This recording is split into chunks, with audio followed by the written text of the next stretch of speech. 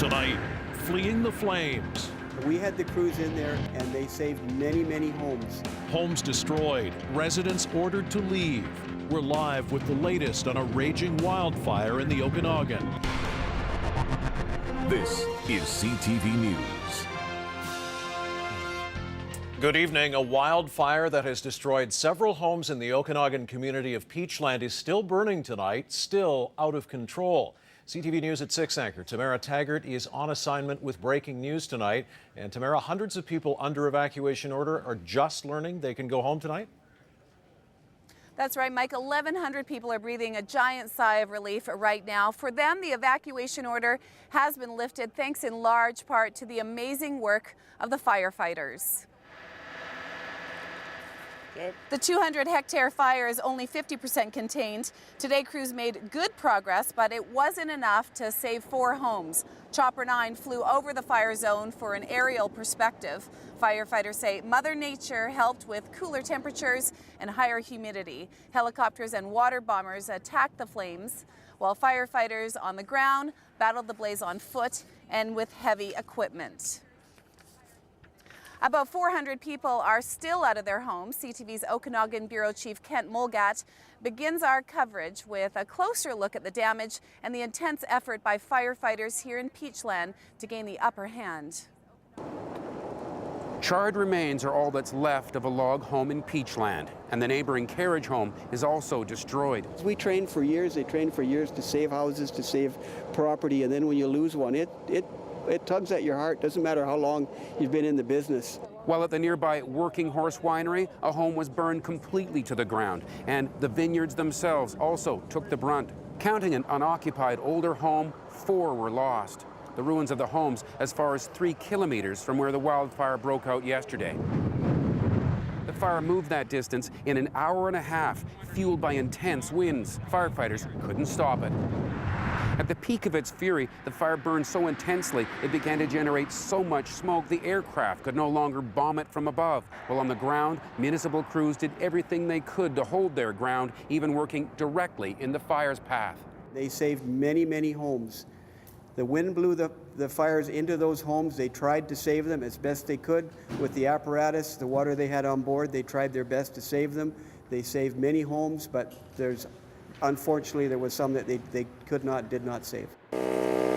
Today, with a portion of the perimeter of the wildfire still burning out of control, the top priority is putting out burning trees and hotspots near homes. Last night, for over 1,500 evacuees, for some, it was just an inconvenience. So we're going to be a while before they call our number. Others wondered if they would have a home to return to. I was kind of scared, for my house. I don't know what's going on. Do you know that your house is okay? I have no clue still. The owners of these 2 homes were informed of their loss today, but the people who were out here last night say there very easily could have been more. Yeah, our crew saved a lot of houses, with us and the air support. Retardant was dropped right onto some homes. It's believed that saved a few. In other cases, it was just luck as the fire cut so close, taking out outbuildings and leaving homes standing. The fire is just 50% contained, but it's hoped that for this fire, 4 homes is enough. All right, thanks a lot, Kent. And while some evacuees prepare to return home tonight and about 400 others wait for the green light, a few have come to grips with the reality that their homes are no longer standing. CTV's Scott Roberts has that part of the story. This is our winery right here. Walter Huber pores over aerial footage, learning for the first time that his home and his winery are still standing. This the last image he snapped before fleeing.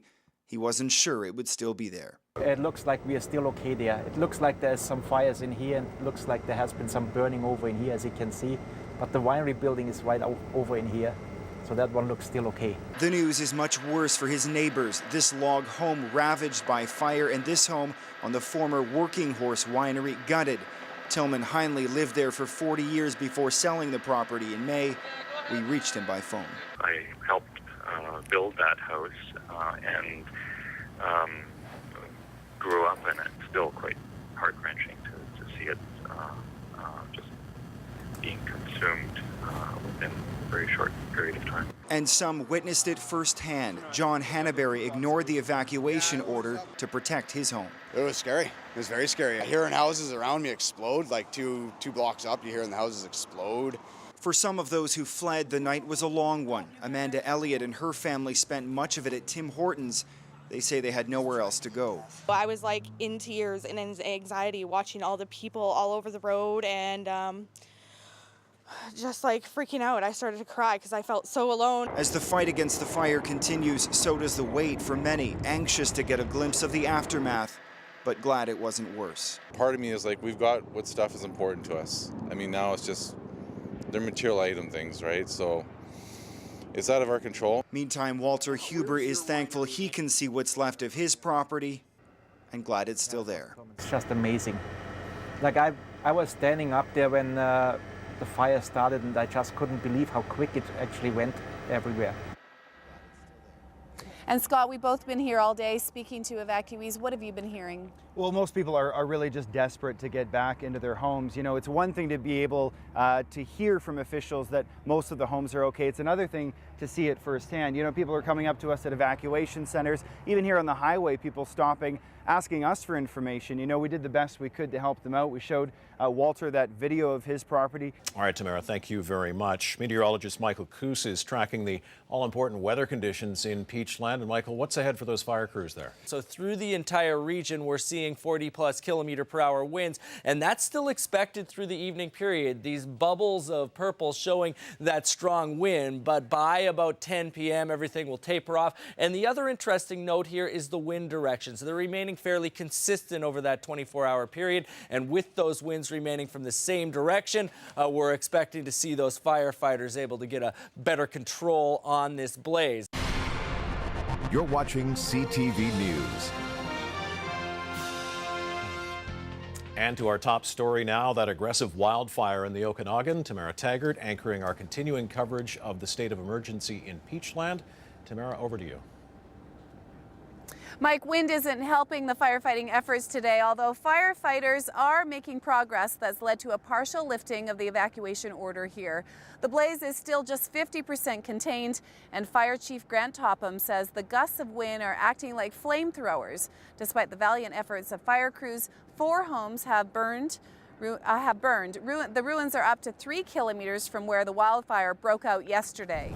Late this afternoon, I caught up with one of the evacuees from Peachland, and he just happens to be the mayor. I know you don't want this to be about you because you represent I'm the just people one in of Peachland. 1,600 people. But you know what been everybody evacuated. feels like here because you're one of the people that's been evacuated from your home. What did that feel like yesterday? It feels very anxiety-provoking, really, because there's a lot of uncertainty about how dangerous it is, whether you're going to lose your home, and or worse, whether there's going to be any actual injury to people or two. So we're really fortunate that there were, in fact, only 3 homes that have been destroyed and no loss of life at all, including among firefighting staff. So we really have the kind of emergency response teams to be responsible for that, and they've done an amazing job. One of the many people affected by the fire is Carl Wilkes. He runs Wilkes Ranch outside of Peachland, and when the fire was approaching, he loaded his livestock into a truck to take them to safety. But when the truck stopped to help another stranded animal, things got a little complicated and a calf went missing. Yeah, we have a missing calf. I had about 15 head of roping cattle that we started to haul out of here last night. And the 2 smaller calves we put on a separate trailer, and that trailer got pulled over and asked if they could haul another horse. There was 1 horse left over at a neighbor's place, and when they opened up the trailer door to try and get this other horse in, the 1 calf jumped out, and so we've been out here all afternoon. We're all since about 8 o'clock this morning. And we have some good news. Look what happened just over an hour ago. Carl and his ranch hands found the little 3-month-old calf. Carl says the calf was likely very scared during its night in the burning forests around Peachland. He says he's okay and probably very keen to see his mom again because he's very hungry.